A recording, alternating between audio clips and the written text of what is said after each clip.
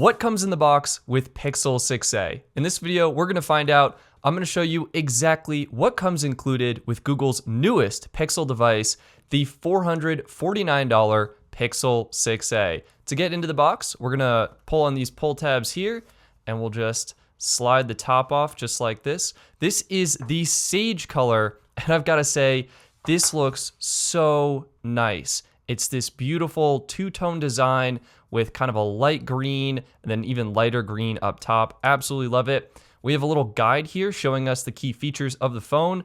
We have a USB-C charging port right there. We've got the underneath the screen fingerprint reader. We have the SIM card tray on the left side. We have the volume up and volume down on the right side, along with the power on off button.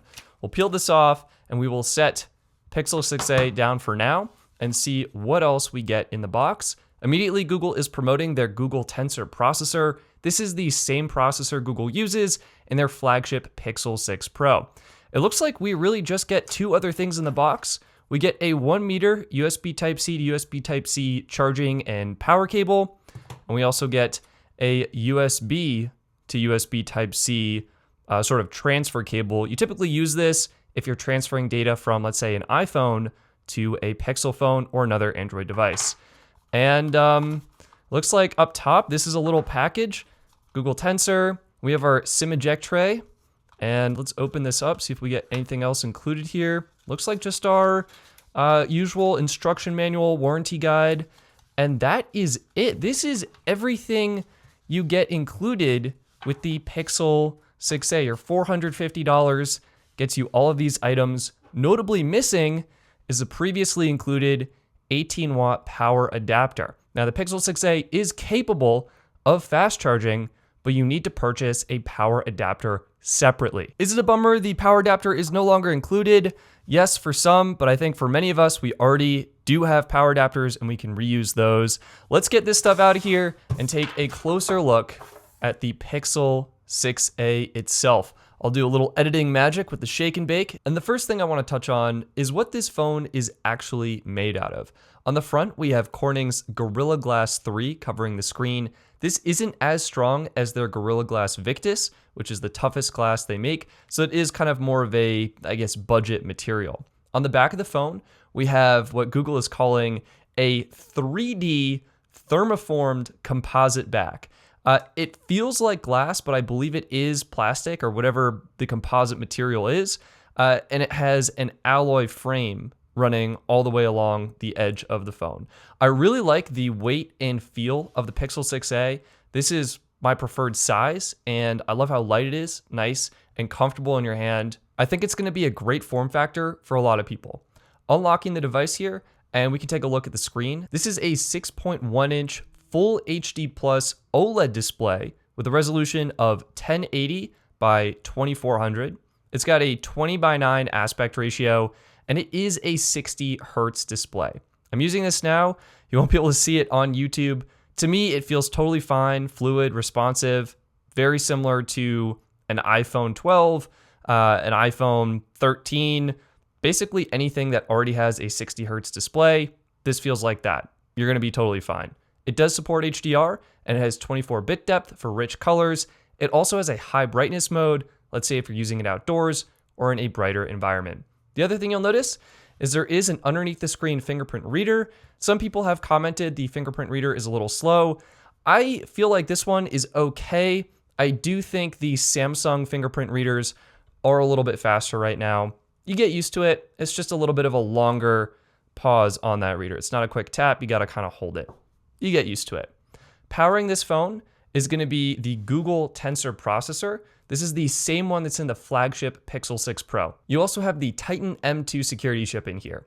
In terms of memory and storage, this device only has one configuration, and you're getting 6 gigs of RAM and 128 gigs of storage. Powering this phone and the display is a 4,410 milliamp hour battery.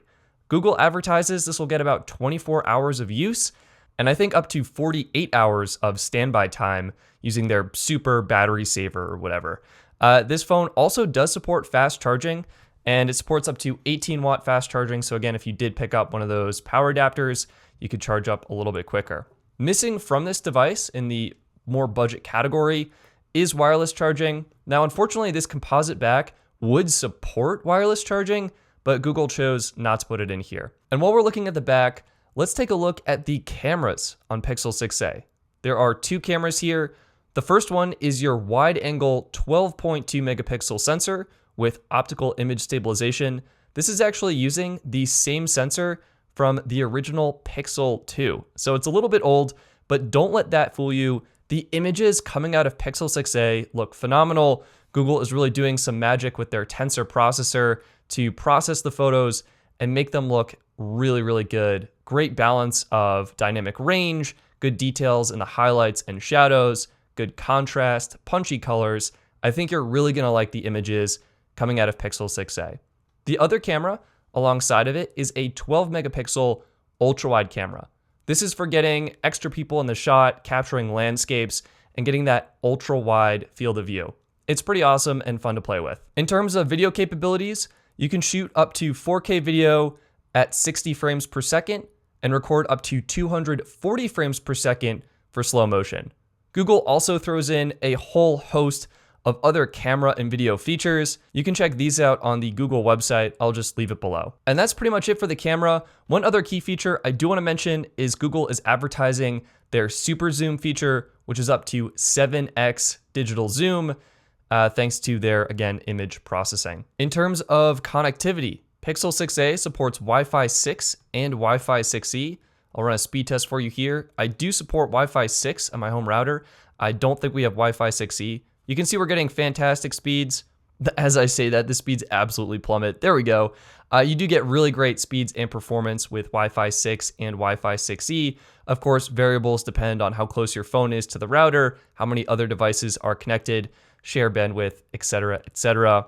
We got 477 megabits per second down, and it looks like we're getting just about the same up, 468. Great Wi-Fi performance on this device. In terms of cellular connectivity, this is a dual SIM phone, so you're getting support for a physical SIM card and an eSIM. I'm connected to Google Fi right now on 5G. This is using T-Mobile's ultra capacity 5G network.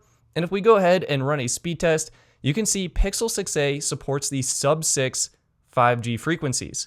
This includes T-Mobile ultra capacity and Verizon C-band.